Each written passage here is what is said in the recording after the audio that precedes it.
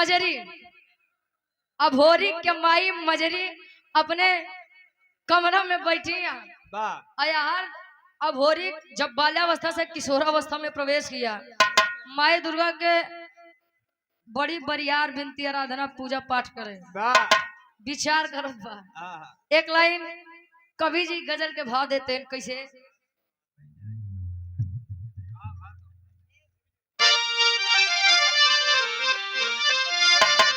हल हल हल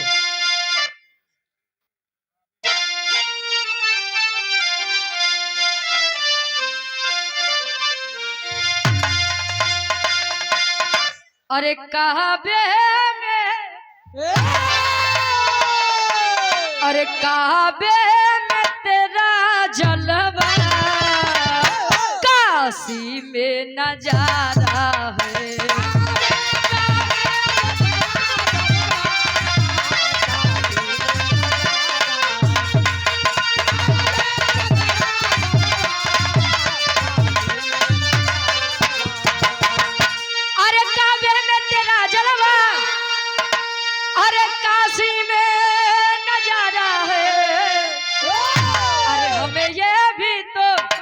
हमें ये भी तो प्यारा है, हमें वो भी तो प्यारा है।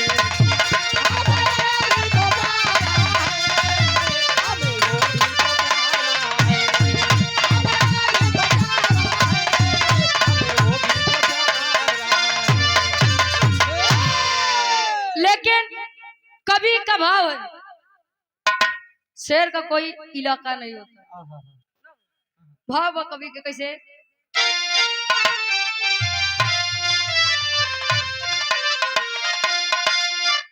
अरे गीदड़ की टोली में शेर आकर दहाड़ा।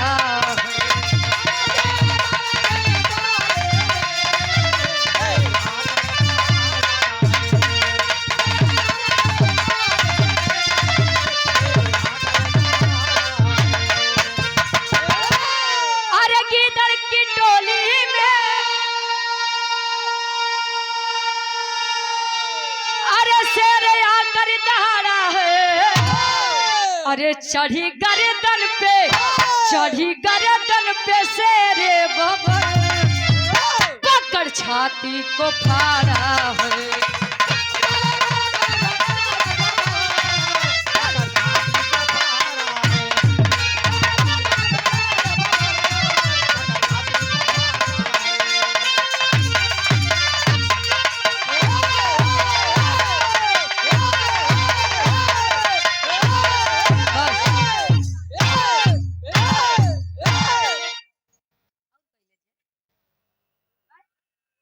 अपना म्यूजिक प्रयागराज प्रोपराइटर बार महेंद्र यादव दादाजी, ये प्रयागराज से 200 रुपए का महान आशीर्वाद, बहुत ही आगे जाते हैं। ए भैया पाल स्टूडियो, लाल बहादुर पाल, रोडवेज लाइट टेलीकास्ट, मछली शहर से 201 रुपए का महान आशीर्वाद। कहा जाता है कि जे क्रांति करे सीखे बा, इतिहास सदैव बगावत करने वालों का गाया जाता है। अगर चाह ले कोई लड़ना, सत्य बोलना, ये कहीं से खरीद ले तो कोई खरीद नहीं सकता है, ये खूने में पावा जाता है। भैया बिरहा के हमारे कहानी की शुरुआत यही से बा। कैसे जौहरी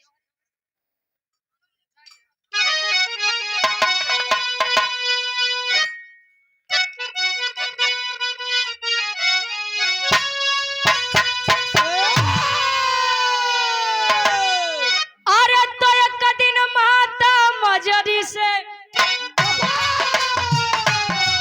अभोर के आके बोला, कब से तुम हो मैं सोई,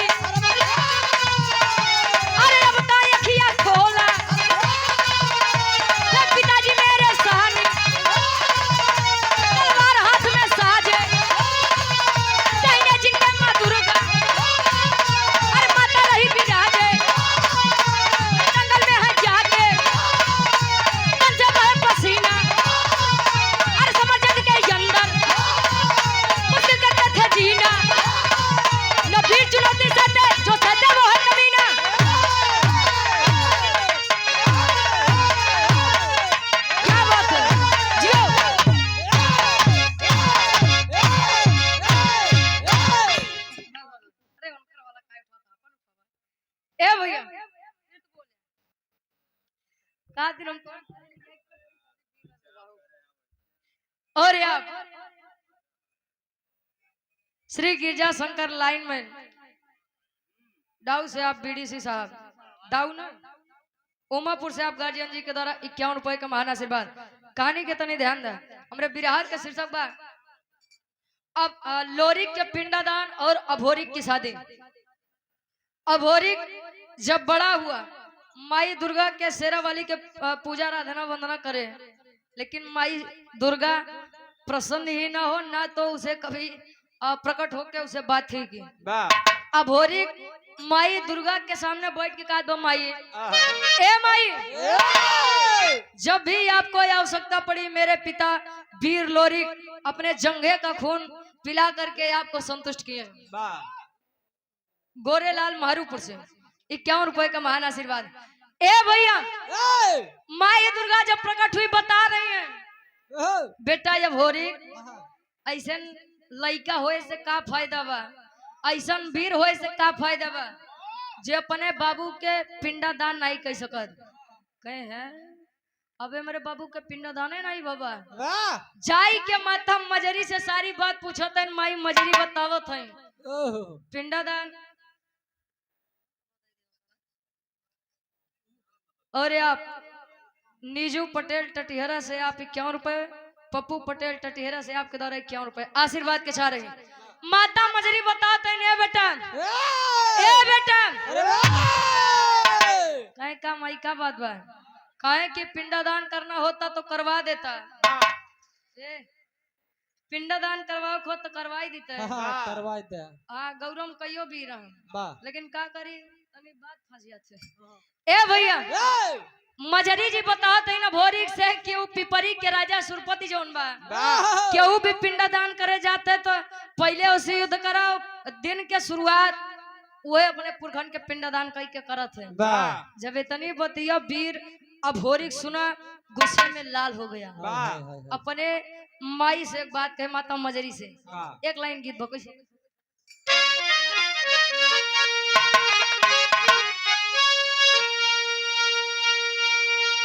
शिवांश स्टूडियो दीपक यादव बीडीसी आबा से निजामुद्दीनपुर से 51 रुपए आशीर्वाद के चाह रहे। बिरहा सम्राट स्वर्गीय गुरु रामदेव गुरु जी अपने जवानी के आलम में गावत रहे गाय ने और गाय के चला गए। अब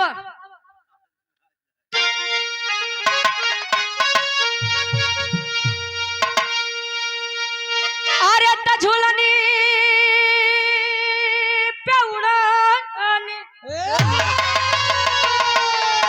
अरे झुलनी पे उड़नी आई जहाजिया उड़ा दा आई जहाजिया उड़ा दा हमार पाइजे बड़ा जहीरा जड़ा दा हमार पाइजे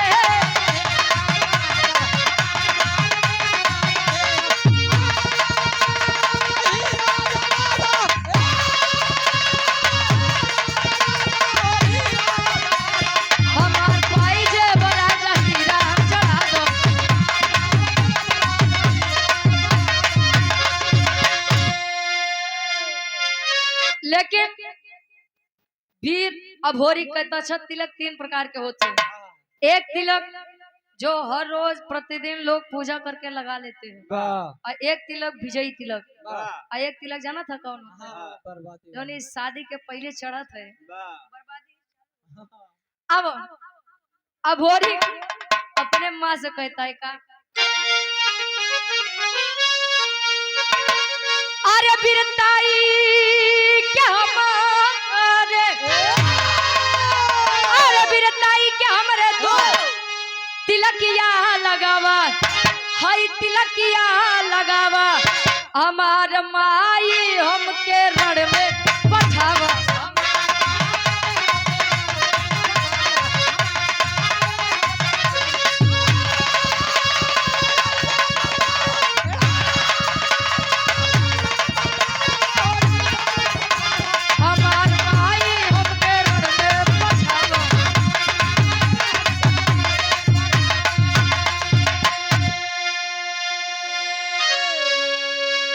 Amit light house and sound system Machhli Shahar block 51 रुपए आशीर्वाद के सारे। और ये आप जिला पंचायत सदस्य डॉक्टर अमर बहादुर यादव जी मछली साइड से पुनः ये 501 रुपए का महान आशीर्वाद। चरणों में कोट कोट नमन है आशीर्वाद के सारे। वीर अभोरी अपनी माँ से कहता है माई, ए माई मुझे आज्ञा दीजिए और मैं जा रहा हूँ पिताजी का पिंडदान करके लौटूंगा। अब बिचवा में जे आई न पीछे में जे आई जान लो का छोड़ा बना चाहे वो राजा हो चाहे रंग चाहे सुरपति हो चाहे जे हो। चल दिया बनारस के पावन धरती पर आया मुलाकात होती है किसे। एक लाइन कवि जी गीत लिखते हैं।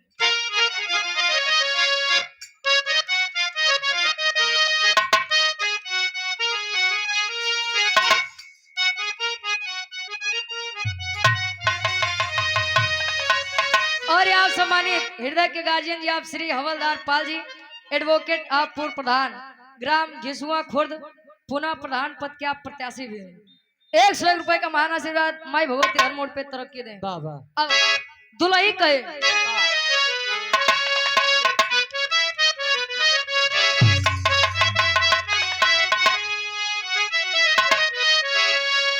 पहले शादी विवाह हो जाए तो गौना 5 साल 7 साल पे जाए क्यों क्यों के तो 12 साल पे जाए। अरे आज का बिया होत बा शादी होत बा तुरंत विदाई करो तो है। पहले दुल्हा दुल्हन के एक दूसरे को देखते ही न रहा है। पता लगा दुल्हा 22-23 साल के बाद दुल्हिया कहती 14-15 साल के बाद आयात देखता है हम बनी 17 बलम 23 साल के। हाँ 5-6 साल में ही हाल हुई दुल्ही कहिए कैसे।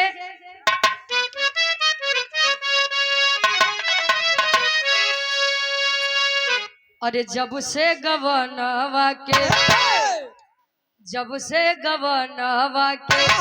दिनवा धराई रतिया न नींद लागे देह पिया नाई।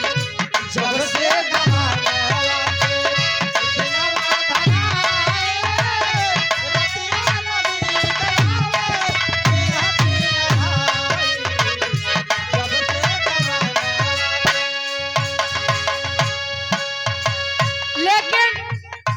अभोरी बनारस जब आया तो मुलाकात होती है पहली भेंट कैसा होता। करे पिंडदान भोरी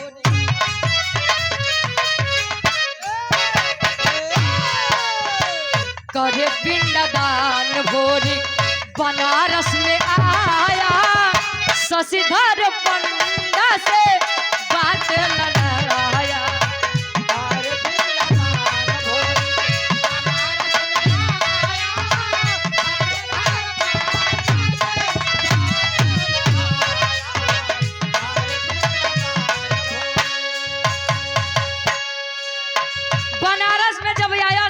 पंडा से पहली मुलाकात हुई बता रहा है कि पिंडदान करे के बाद क्या कर हमारे बाबू लोरी के वीर लोरी का नाम जब सुना तो सोच रहा है लेकिन कहें सुरपति छोड़ी ने कहें बेटा तू लोरी के लड़का हुआ अच्छा ही के और के लड़का हुआ।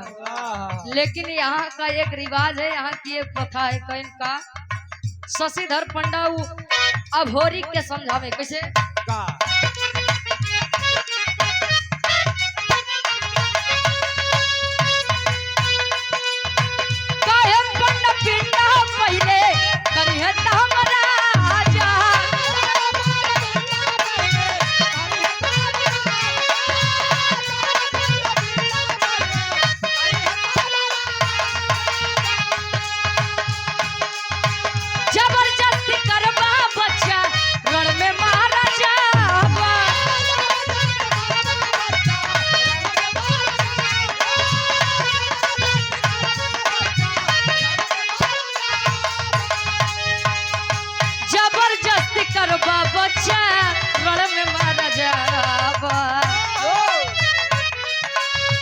सुन के खबर भोरी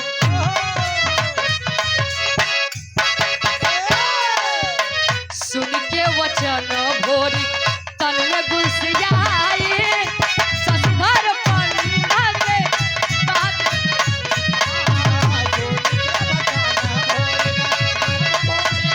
जियो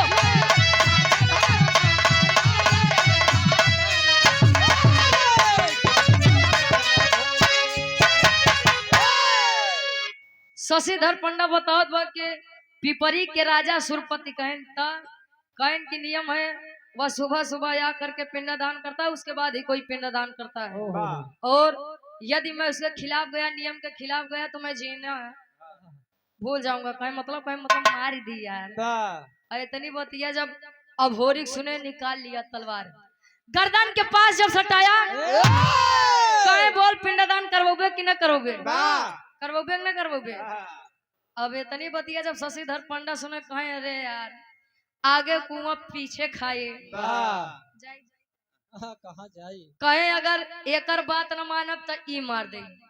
अब पिंडदान करवाए दे तो पिपरी के राजा सुरपति मार दे। कहे एक काम करत है, अबे आगे ये मुसीबत बा, पहले का पिंडदान करवा दी, जब हुआ ये तब देखा जाए। पिंडदान करवाए सुबह अपने पिता लोरिक के, अच्छा पिंडदान करवाए आत्मा के शांति मिली। इतनी बतिया जब सुरपति सुने, तैयार कर लिया सेना, पलटन को तैयार कर लिया और चल दिया। कहा तेरी के भाव में कवि जी लिखा,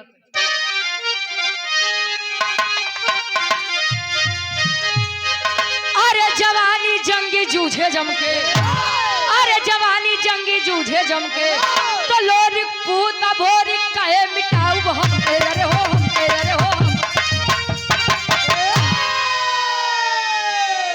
जवानी जंगी जूझे जमके, लोरिक पूत अभोरिक कहे मिटाऊ हम के, हम का मतलब घमंड होता है। सुरपति के राजा जब पलटन सजा के बनारस के धरती पर आया, शशिधर पंडा से पूछ रहा है क्या करे इतनी मजाल, अरे किसकी इतनी मजाल, काहे के करे इतनी मजाल कि हमारे मर्जी के खिलाफ पिंडदान करी सके करवाई से। शशिधर पंडा बेचारा ही लग कांपत बाप, स्वामी ए राजा हमार गलती नहीं बा, ई तलवार गर्दने लगे सटाई रहा। अब जीवन के मोह तो सबका होत है, बचे बदे हम पिंडदान करवाई दिया। कहे न छते बैठ एका या भोरी का छोड़म न, तैयारी बना रहा है। हमरे बिरहा के आखिरी गीत लगत बा, कैसे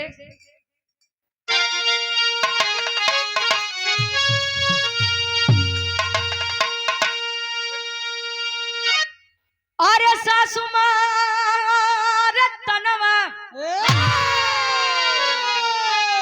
अरे सासु मार तनवा, आई न नदिया मार तनवा, तनवा आई हो मारे कि तनवा आई हो मारे ना, हमरे भैया के सरवा तनवा आई हो मारे।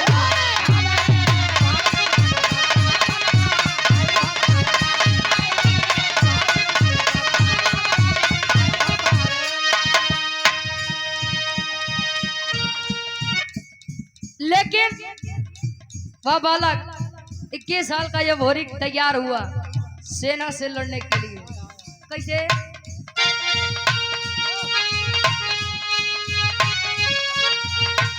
अरे तलोरिक के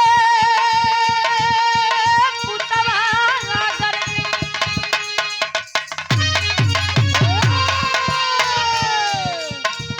लोरिक के पुतवा गरजा लवनवा जनवा अर के मरवा न जनवा अर के मरवना न कूदा जंगे माय जनवा जनवा अर के मरवा।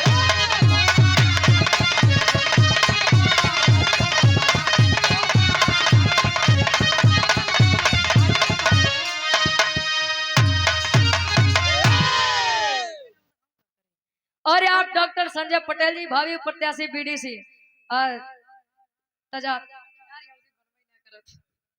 इसी ग्राम के निवासी है, 51 रुपए का महान आशीर्वाद के चाह रही।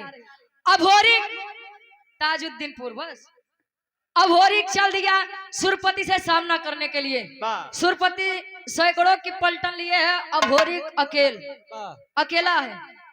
और जौने समय तलवार भजे न, मान के चला कि 40-50 तो इसे नहीं चला जाए, धराशायी हो जाए। अब धीरे धीरे जब सेना समाप्त होने लगी तो कितना जने डर के मारे हुए रण मैदान में सीधा सीधा लेट गए। ऐसा हो भोरी जान जाए कि मुर्दा बा छोड़ दे, करे सारे के चक्कर में लगा था हम लोग न बचे। तो बोले सुरपति के राजा घोड़े पर सवार है, जाई के पिपरी के राजा सुरपति के कालर जब पकड़ के जब नीचे खींचे जब नीचे खींच लिया कहीं बोल बहुत ही आतंक फैलाए बोल मार दिया जाए कि छोड़ दिया जाए।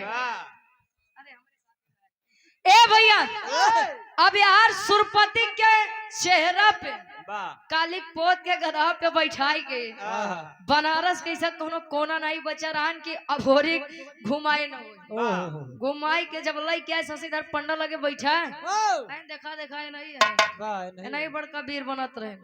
एक बात जान ले धरती वीरों से खाली नहीं है। इतनी बतिया सुरपति के एक बिटिया जेकर नाम केवला पतिया बतावा केवला पतिया अभोरी के सुंदरता पे वैसे भी मोहित थे बहादुरी पर वैसे ही मोहित थी। अब विचार करतबा कि अरे यार वो नहीं अभोरी कहन बतावा इनका इतनी मजा नहीं हमारे बाबू के साथे इतना गलत किए इतनी बेइज्जती की है इनका छोड़ा बना केवला पतिया एक नंबर के जादूगर नहीं रहे आए बनारस में तब पापट के भाव में कवि जी लिखते हैं अनिल कुमार गौतम जी 100 रुपए का महान आशीर्वाद के चारे के मुझे अपनी कलम में कामयाब रहे। पापट के भाव में कवि जी लिखता है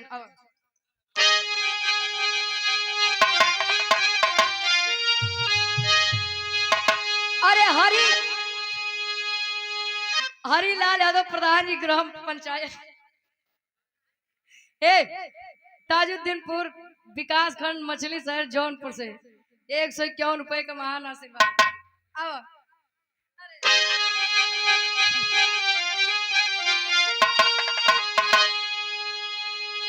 अरे आई केवला पतिया तक अरे हसीना जीना मुश्किल बा अरे आई केवला पतिया पर हसीना जीना मुश्किल बा बाप के इज्जत भोर के काहे छीना जीना मुश्किल बा।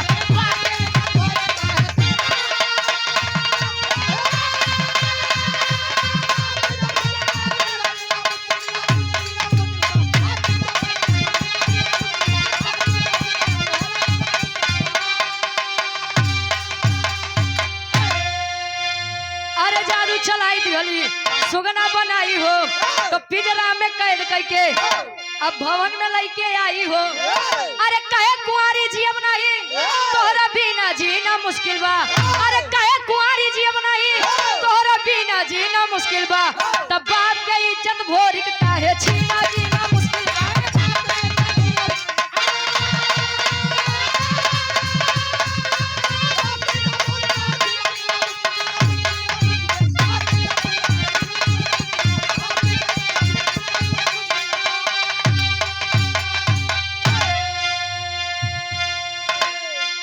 केवला पतिया जब आए तो अभोरी के अपने जादू से सुगना बना दे सुगना बनाई के पिंजरा में कैद करके अपने राज्य पिपरी में जब वापस आए तो दिन में तो सुगना रहा लेकिन राती में अपने जादू से फिर से मानव के रूप दे दे जबरदस्ती प्रेम करे चाहे लेकिन अभोरी कहे ना ये मेरी शान के खिलाफ है मैं ऐसे प्रेम नहीं कर सकता।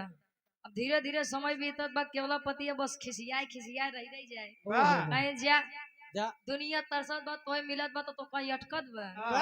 अब यार धीरे धीरे समय बीता बा माता मजरी के अपने लड़का के अपने लल्ला के चिंता होत बा गौरा से 2 वीर भेजे के आल्हा के भाव में कवि जी प्रमाण देते हैं।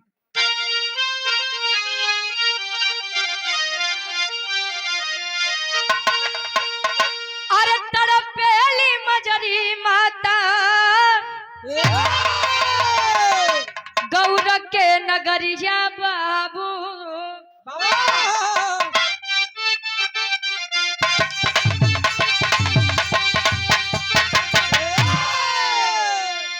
अरे देवराई चनराई के दिहलिन पठाना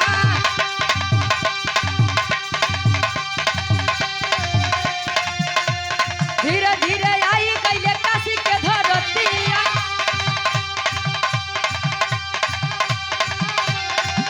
अरे शशिधर पंडा गईले तब हो बेटा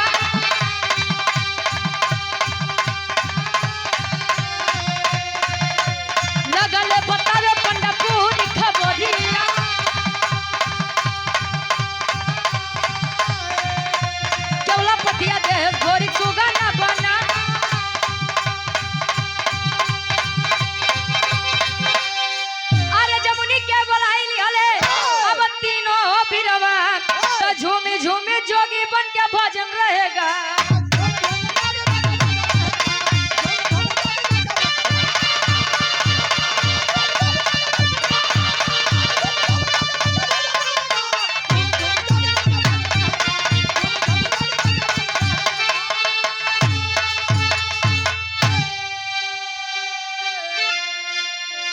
भैया मनोज कुमार प्रधान जी घिसुआ खुर्द से मछली शहर, ये 251 का महान आशीर्वाद। देवराई और चंद्राई के जब भेजे शशिधर पंडा से भेंट हुई काशी की नगरी में। जब शशिधर पंडा से भेंट हुआ, शशिधर पंडा बतावा तहन की केवला पतिया अपने बाबू के बेइज्जती के बदला ले बदे अब होरी के सुगना बनाई के अपने राज्य में लेके गवा। कहे जादू जानो थे का। अब यार जमुनी माता के बुलाए, जमुनी माता भी जादू के बारे में जानकार रहे।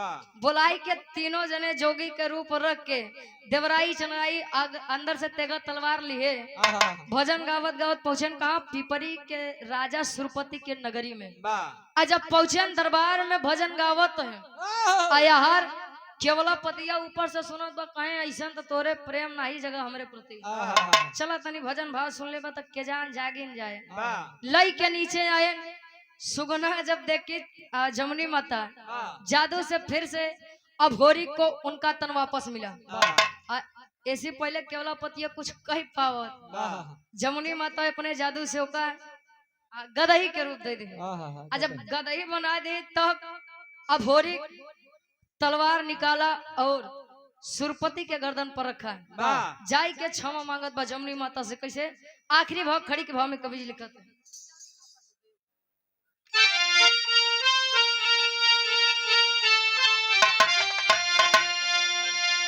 अरे माने गलती अपन, अरे माने गलती जमुनी के अब चरनिया धई के। अरे माने गलती जमुनी के अरे चरनिया धई के। हम हई भाई तू बहिनी बचनिया कही के।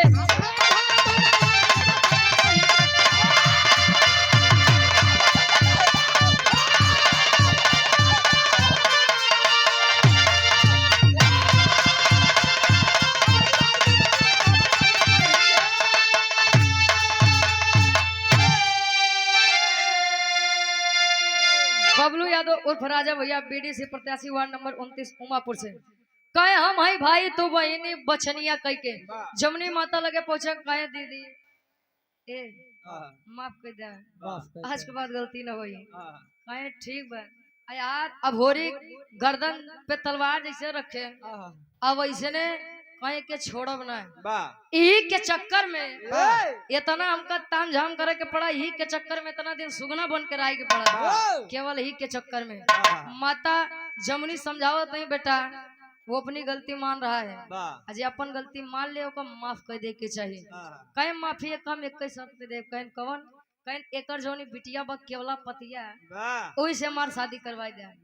अब ले सुरपति कहे कि बियाह तो बेटवा हम करवाए दे लेकिन बिटिया भी हमारे गदही के रूप में बा। अब ओका कैसे तोरे साथे बियाह करवाए दे। जमुनी माता पुनः अपने जादू से गदही से फिर से केवला पतिया के स्त्री के रूप दे शादी भा। आखिरी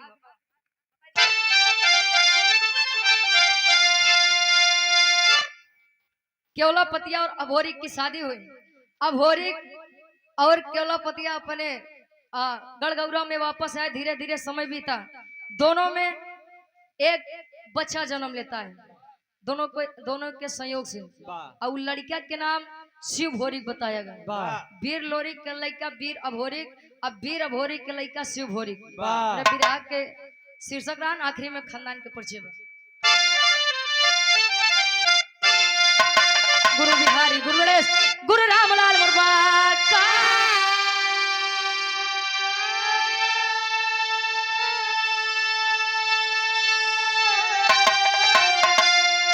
स्वर्ग विराजे कवि चंद्र